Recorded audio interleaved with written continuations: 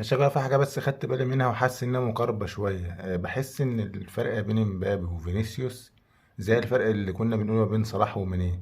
ان انت تيجي تتفرج تحس ان ساديو ماني اخد الملعب رايح جاي وترقصات، ومع ذلك تيجي اخر الموسم تلاقي ان امبابي جايب اجوان اكتر وتأثيره كان اكبر.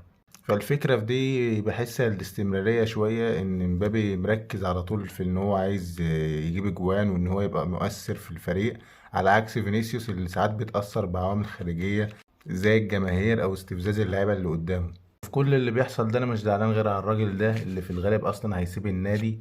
الاشاعات كلها بتقول ان هو رايح ارسنال، في كلام على ليفربول، بس مش عارف ليه انا حاسس ان هو هيروح بايرن ميونخ.